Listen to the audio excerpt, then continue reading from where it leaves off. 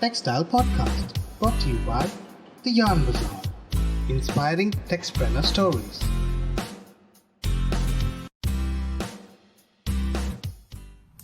Textile machinery is one of the most emerging sectors in India with a lot of scope and future opportunities. हमने पहले भी machinery sector के बारे में हमारे पॉडकास्ट में काफ़ी इंडस्ट्री एक्सपर्ट से बात की है. आज हमारे साथ है mister S Hari Shankar ji, who is the chairman of India ITME society and joint MD at Lakshmi card clothing. आज हम इस इंडस्ट्री को कुछ और डिटेल में समझेंगे इनके साथ और इनकी टेक्सटाइल जर्नी के बारे में जानेंगे. तो आइए शुरू करते हैं आज का episode mister S Hari Shankar जी के साथ. Thank you so much, sir, for taking your time out and doing this podcast with us. We hope that all our listeners can get a lot of valuable advice and direction from this interaction we have now. Before we begin, if you could tell our listeners something about yourself and your textile journey so far. Absolutely. Thank you so much for having me today on your podcast. Hopefully, I will be able to add some valuable inputs and information to our listeners wherever they may be at the moment. So, myself, as you know, Pintor is known as the Manchester of South India. About 3 or 4 generations ago, our ancestors really migrated to Tamil Nadu from different parts of country, mainly like Andhra Pradesh and things like that, for better pastures at that time, and they were all very innovative for their period, I must say, and the textile industry was then developed here in Coimbatore, leading to the landmark of Manchester of South India. During the British period, I think Manchester was a pioneer, iconic textile hub. Naturally, Coimbatore continued the legacy and trend. You would have learned a lot about the Lakshmi group of companies that have been a pioneer mark in the Indian textile scene. And our company, Lakshmi Card Clothing, has been part of the Lakshmi Group, and it's a 60-year-old company. We deal with textile machinery accessories that go into the carding machine, which is in the spinning industry. And thus, my textile journey starts with just being part of the family business, and nothing extraordinarily interesting, but something where there was a lot of planning and input for a long time. And how did you join the textile industry? I mean, how did you choose this industry? Was there any specific reason behind this? Well, so back in the day, about when I joined the industry, I think I had decided very early stage that I was going to be part of the family business, because at that point in time there were not a big diverse range of opportunities to diversify into various fields that the options and choices are today. Like today, you can branch out into like so many different segments of fields of business, be it IT, be it just about so many different fields. I think about 20-25 years ago, there wasn't such a big choice, just as India was coming into the age of modernization and drifting into the current, what do you say, globalization and everything else. So I think the textile journey really was a interesting but long thought out fallback option, really. Right. And if I'm not mistaken, I think you've started in the US, right? Philadelphia. Correct, correct. So I did some textile courses as part of my background as well, although I majored in marketing. Okay. So, sir, since you've been associated with ITME, Correct. if you could tell us more about ITME, its different activities, and how textile professionals can associate with it. Absolutely. So the India ITME Society was established as a non-profit industry body in 1980 by many visionaries who were the backbone of the textile engineering industry back then.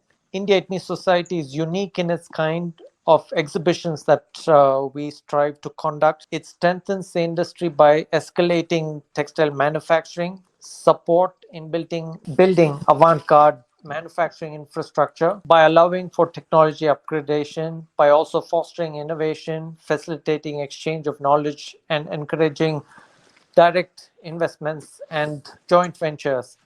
So, as you know, the ITME Society is instrumental in conducting world class exhibitions of its kind in India. We have three different series of exhibitions.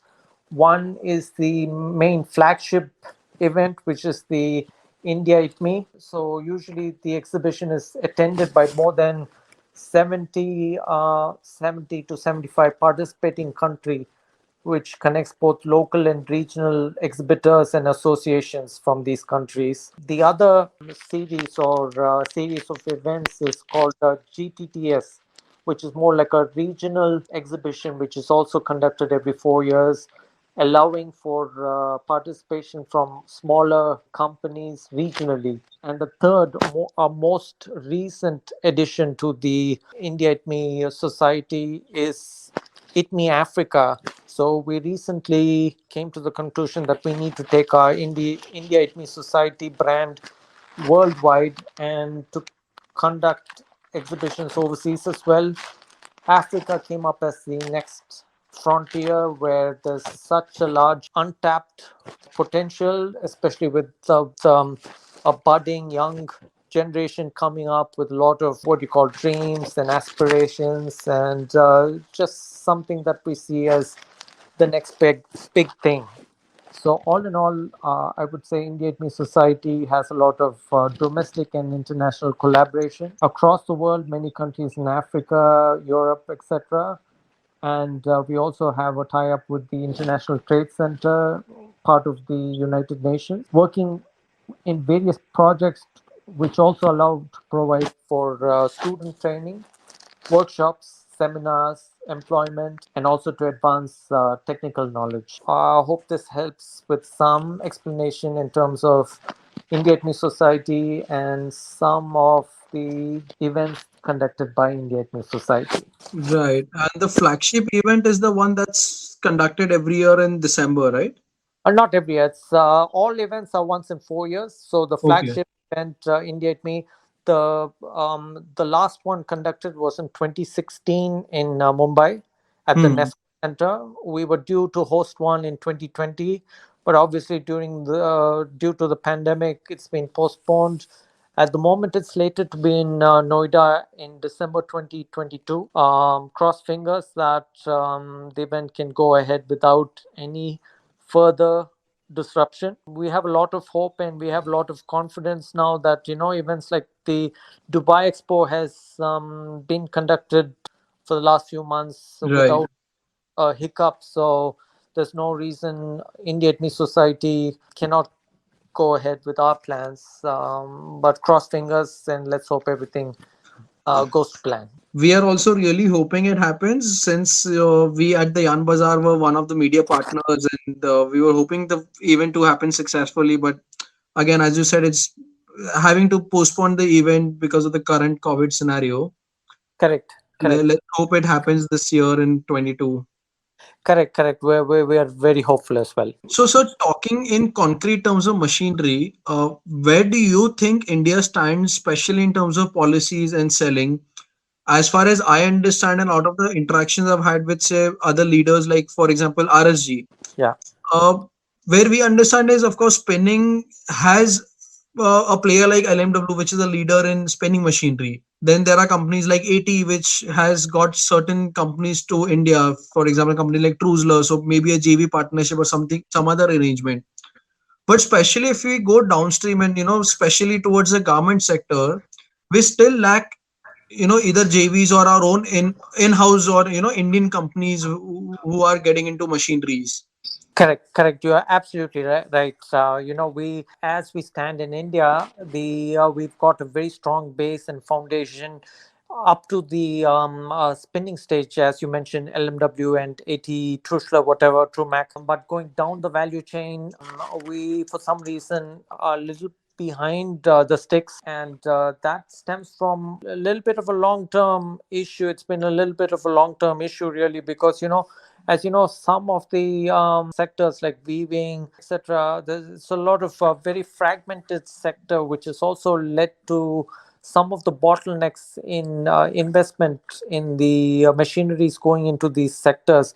We've also, at some stage, going back in time, have had a lot of cheap imports of second-hand machinery coming into the market and flooding the market, where a lot of times this equipment may not really be technologically, the most modern or whatever to say. So all of these have been hindrances and have been factors for keeping things back. You're absolutely right. That's a huge potential for the future.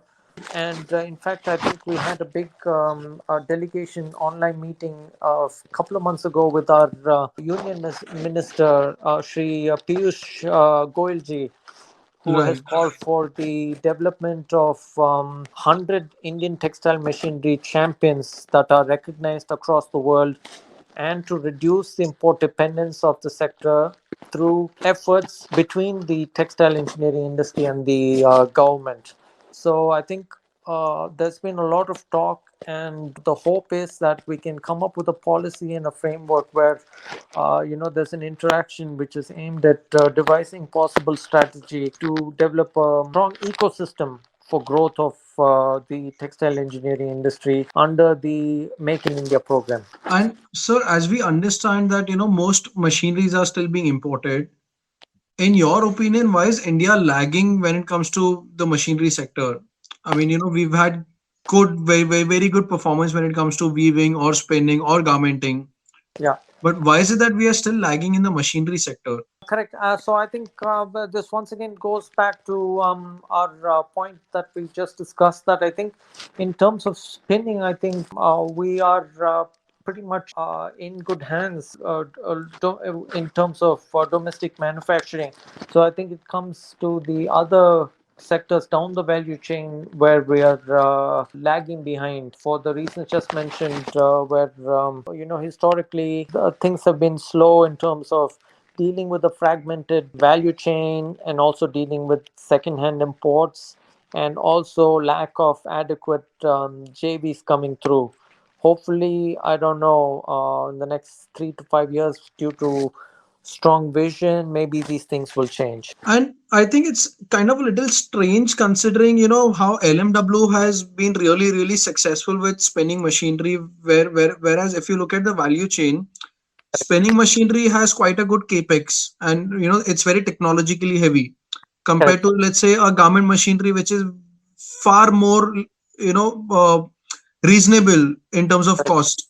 Correct. So isn't it that India should have had by now a good number of companies into manufacturing of garment machinery, if not weaving or spinning at least? You have a very valid point, but I think that's again something that our people in government are definitely looking into. I think they've got the same vision. I think, like the minister said during this online conference recently, I think, if I'm not mistaken, it was September or October, where he said India should look to become a global player in producing textile machinery across the value chain, producing at scale, producing with quality and quantity, so that the machinery of choice that the world requires will be manufactured here, and to be self sufficient, self reliant under all circumstances. And he also said that the focus on quality will help to capture bigger markets and higher productivity. Right.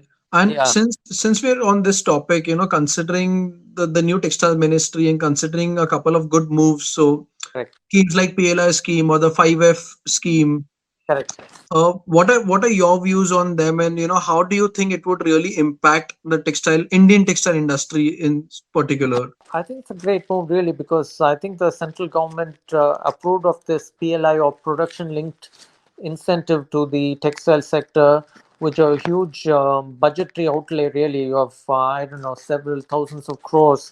I'm not sure of the exact value in front of me, but I think from what I understand, the scheme is made for is very beneficial for man-made fiber apparel, fabrics, and other segments and products, especially with relation to technical textiles.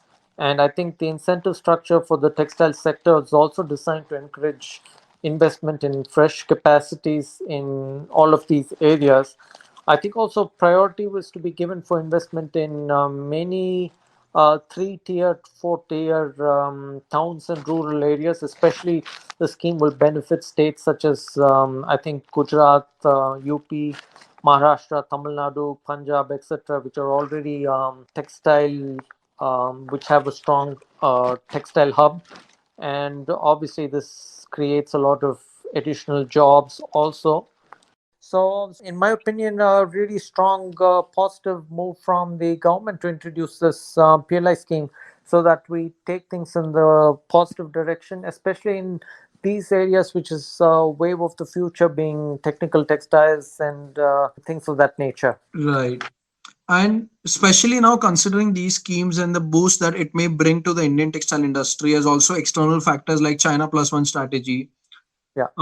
Where do you see Indian textile machinery sector 5 years from now? Well, I think it's only going to be stronger because right now we are at a stage where we have come to the realization that, especially given the current circumstances arising out of this pandemic, I think come to realize that we've got to reduce our import dependency by and large because of all these supply chain disruptions. I mean, it's not just supply chain disruptions, but also the hike and escalation of costs in just about everything. So under the Make in India program, really, we've got to come through with our own manufacturing, machinery manufacturing, and come up with the inertia of along the entire value chain and enhance the domestic consumption and boost exports of higher value goods. So I think for this to happen, you've got to have a synergy which brings together the government, from the government of textiles, Ministry of Heavy Industries, and private enterprise, really, to come together to come up with plans and strategies to find a way to get things moving in the right direction. I think I see nothing but positive scenario 5 years from now, especially because India is now going to continue to be one of the strong textile hubs 5 years from now. So you're going to need a lot of equipment, machinery, and hopefully they will all be indigenized and manufactured in India. Future is nothing but bright. We're seeing a lot of a strong market sentiment and whatever else. So I'm nothing but confident that 5 years from now we will be on a strong wicket. Right, sir. There's a lot of discussion regarding, the next 5 years within the industry as well. And I think if the best way to summarize this is, it's just onwards and upwards from now on. Correct. I agree. But as a business, we've also noticed that COVID has changed the dynamics of all businesses, not just textiles. And specifically, if we talk about textiles, then look at yarn prices, right? They've risen by at least 80-90%. Exactly. Platform which is the Yarn Bazaar, we see our average ticket price, which used to earlier pre-COVID be about 15-20 lakhs. Last month, December, we noticed our average ticket value was more than 38 lakhs. Absolutely. And which also means that there's a lot of working capital stress on every company, how they manage their cash flow, how they manage their inventory.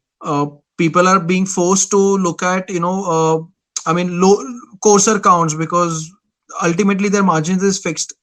Whatever margin a weaver or garmenter makes now, it makes sense for him to block lesser capital in inventory by going for cheaper alternatives. Correct. We're also witnessing that in the south, especially, there's a sentiment change that people want to switch to viscose because it's more versatile as a product. It's cheaper than cotton, or maybe look at blends. Correct. And also there's less fluctuation at the moment.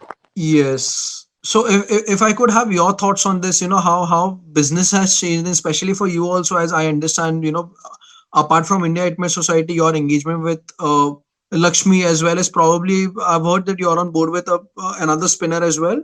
No, I'm part of a weaving company, Pratishta Knitting and Weaving Limited, where we manufacture bed linens and towels, etc.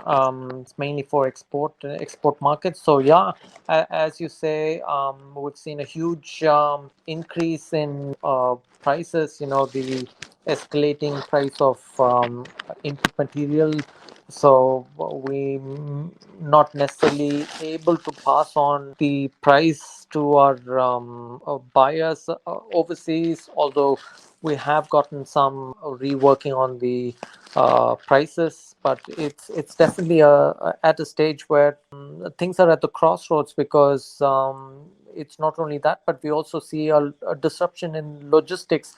You know, 2 years down into the pandemic, you know, logistics are still not in place.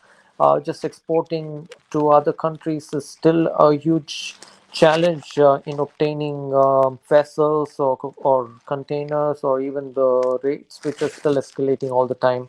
So there's a lot of question marks, but strangely, you know, things are still flowing, as you probably observed too, right? Right, I think supply chain, yes, as you correctly mentioned, it's been a different set of challenge, and mainly because imports have come down and exports have increased. So there's a big gap in terms of the requirement that we have in terms of vessels and containers, Correct, correct, and correct. everyone's trying to kind of find a way out to tackle this issue, because a getting order is not an easy task, and once you have the order in place and once the material is in place at the right time, then having it sit in your factory, for the lack of vehicle per se, it's not an easy scenario to deal with.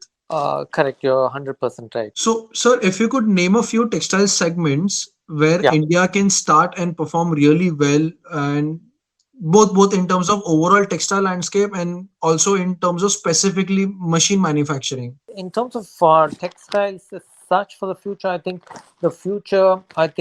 in future, you know, now when most of the purchasing decisions of textiles is made by young people, and they all operate online and they purchase digitally today, etc.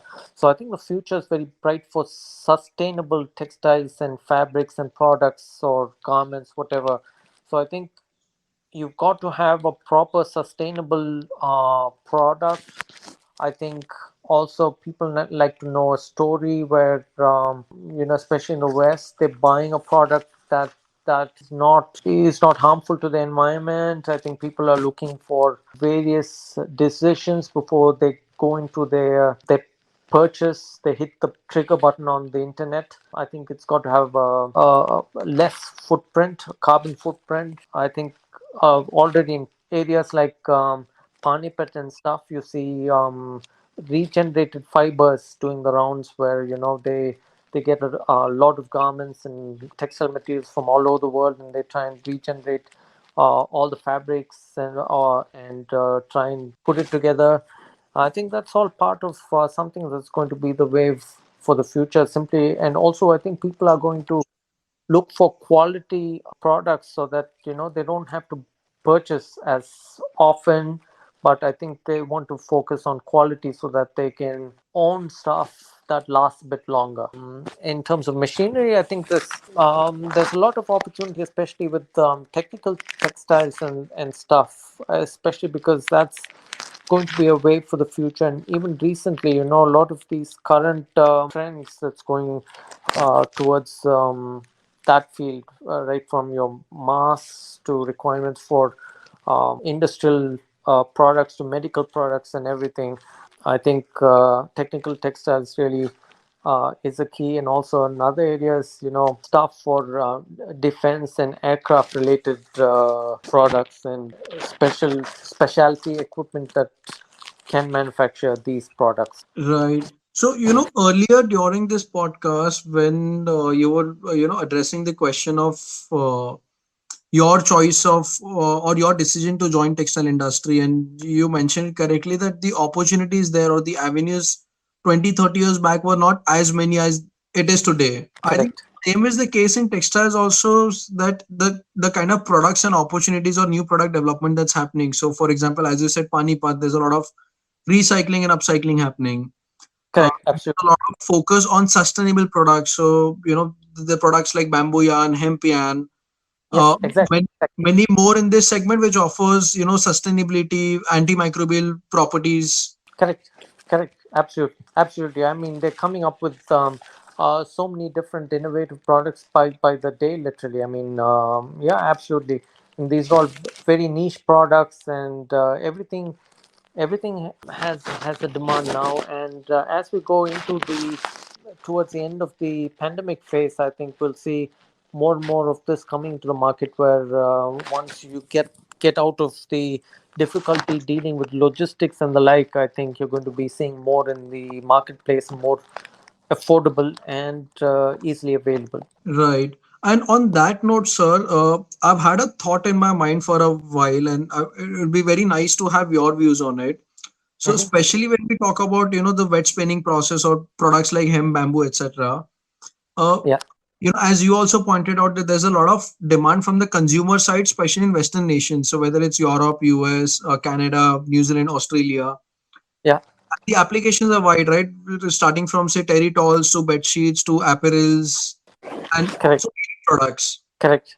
But isn't it that the Indian manufacturing ecosystem is not completely ready for it? Like, and the reason I'm saying that is, like, for example, I know a couple of players who are trying to establish the hemp fiber ecosystem in India, but Okay, spinning the fiber to yarn, okay. that's not something that's really developed here. So is it because of lack of machinery? Is it because of lack of expertise, or is it that it's not actually not a problem? It's just a lack of reaching out to the right companies. And it's not just a spinning stage. Probably there's some issues at the weaving stage as well. I think it's a combination of different factors. Probably all of them. I think it's not just in the yarn manufacturing stage. It's probably goes into weaving as well. But I think the more and more it gets established, I think once the framework, especially technicalities, are streamlined, I don't see why we can't get it moving in India. Really, I think at the moment it's probably a niche market as well, right? So could that be part of the issue because the market cap is still in the growth phase, and we're talking about much smaller volumes, more investment, and things of that nature? Okay. And Yeah. I mean, the reason why I've had this thought, which is disturbing me, is I mean, of lately, I've heard that China, which was a big source of hemp fibers or hemp yarn, Mm. now they've kind of stopped exporting fibers for sure, and maybe to some extent yarn also. They feel that they should be focusing on the exports of value added or the end product, Correct. which might make it even more difficult for a country like India to get into such products unless we've got uh, the ecosystem established from the ground up, especially Correct. from a fiber or spinning ecosystem. Correct. I agree. I think we're a little bit behind the curve at the moment, but I think as the markets grow and the demand also rises, I think there's I see no reason why we can't move forward in the right direction. So, sir, we've spoken a lot about your business exposure and the kind of work you do, also including India ITME Society. Just wanted to ask you a personal question. What is the most important thing you have learned in your life, and how do you think that has changed you as a person? Okay. So I've given this a little bit of a thought when you sent me the questions prior to this podcast. So I think one of the most important life lessons I've learned is definitely to have strong values and to stick to them, to not be wishy-washy, and to be indecisive. I think you've got to have some core values that you live your day-to-day life by. Be strong and committed to those values and to stick to them and to live with them, the consequences of which you then can just go with, because you know that no matter what, you gave everything your 100% on any given day. Hmm. So, I think it will be good to summarize by saying that it's more of being value focused or value conscious. Yeah, I think you've got to have your own set of values. I think you've got to have very strong ethical values. I think you've got to have your principles underlined, and to stick with and be committed to those values or principles that you go with. So, if you don't mind sharing with us, what are some of the key values that you've kind of made sure that the companies that you're involved with has? So I think some of our key values really is to be committed to people top to bottom in the company, and to be committed to a product, and to our clients across our value chain. I think commitment. So commitment really is the key there. Okay. And the final question I have for you is, what would be your advice to younger generation or young entrepreneurs, especially the ones who are looking at joining their family business in textiles, or people who are looking at starting a new business in textiles altogether? Okay. My advice for them is to really be focused on something which has a niche value. I think it's easy to just go with the flow and to start something which has a lot of inbuilt capacity already. But my recommendation is to look for niche products or products with built-in additional value or whatever it may be, and try and focus on that niche, so that down the road you will be able to generate a better brand value and to capitalize on that. And it also allows for various innovations and also better marketability, I would say. Right. It kind of creates a specialization which also acts as your USP then at some point, right? Yes, I think so. I think so. Instead of going with the flow, because in previous textile cycles, you always see like an up and down.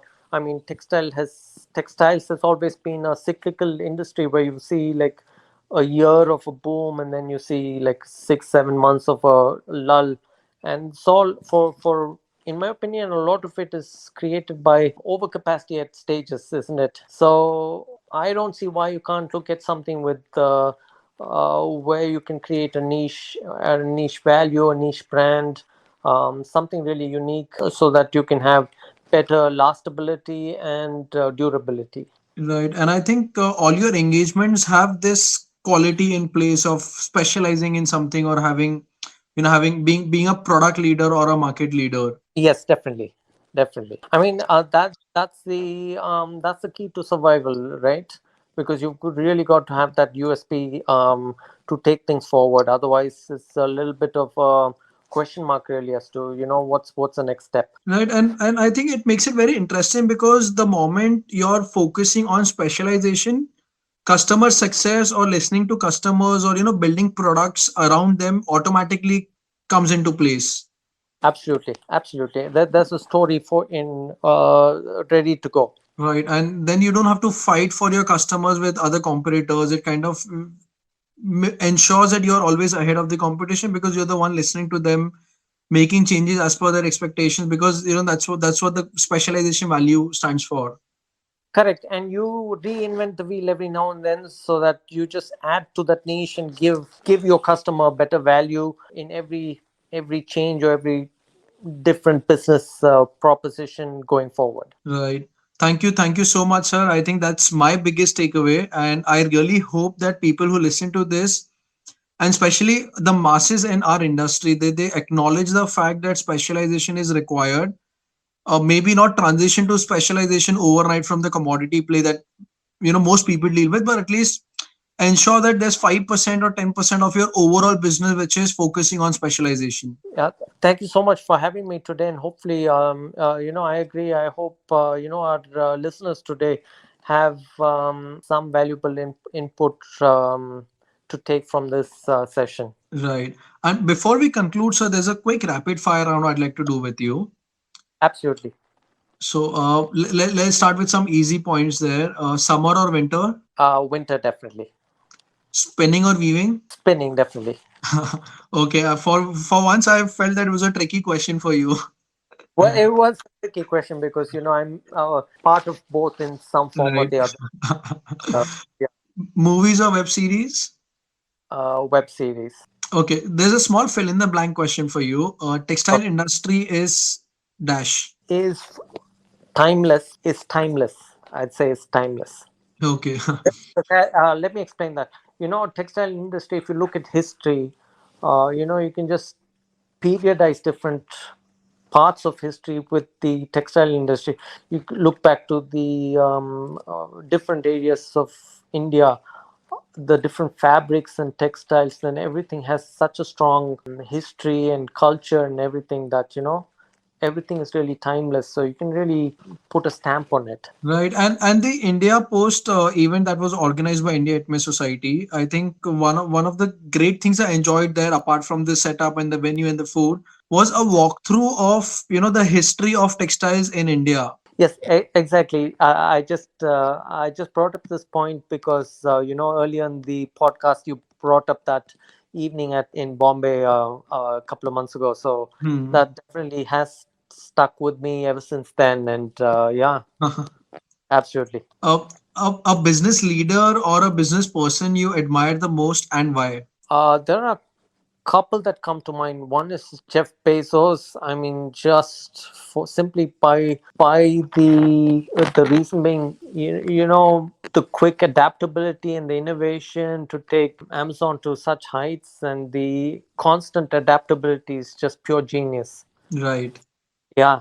And the other one is Derek Joubert. So he is actually a conservationist and a wildlife filmmaker who then turned himself into creating a sustainable hospitality business, where his watchword is go into conservation across the world and to safeguard everything we have for future generations to come.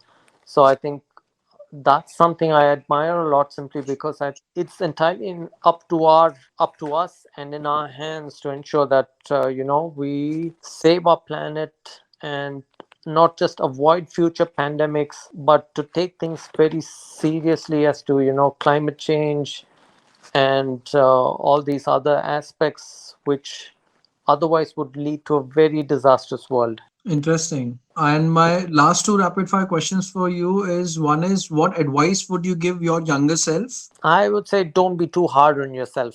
Okay. I think this is something that most young generation needs to hear 10 times a day. Yeah, I think so. I think so. So much pressure, and there's just so much pressure, and then you just go along with the rat race, and then it's just endless. Yeah, I agree. And what will be the first thing you would do if you became the textile minister in India for one day? Okay, the first thing I would do if I'll try to merge the interest between the textile industry and the textile machinery manufacturers, so that you put people on the same page just to see what the requirements are across the board, not just from the user industry but also from the machinery manufacturers industry, so that there's a strong understanding of what is required, what we have in place, and what the expectations are. That is one step towards bridging the gap that exists. That's a good one, sir. I think that's really great, and I hope that someone takes point of this. And at someday it'll be great to see an alignment across the entire Indian textile industry. Cross fingers, let's hope so. Thank you so much for your time, sir. I think we've had some great responses from you, some great directions. Would love to interact with you sometime in the future as well. Oh, once again, thanks so much for having me. It's been very interesting conversation with you. I'm so glad to be part of this today, and hopefully, our listeners find it interesting too. And yes, of course, we'll be in touch and hope to connect with you soon. Yes, sir. Thank you so much, sir. Thanks so much. आशा करते हैं कि आपको ये episode पसंद आया। हमें comment या email करके बताइए आप कौन से टेक्सप्लेनर्स को आने वाले एपिसोड में सुनना चाहेंगे। Do share the podcast with everyone out there. आप हमारे पॉडकास्ट टेक्सप्लेनर स्टोरीज अभी स्पॉटिफाई, गूगल पॉडकास्ट, यूट्यूब और अन्य प्लेटफॉर्म पर भी सुन सकते हैं। तो जल्द ही मिलेंगे एक और नए एपिसोड के साथ, एक नए टेक्सप्लेनर के साथ और एक नई स्टोरी के साथ। तब तक के लिए stay tuned, take care and thank you.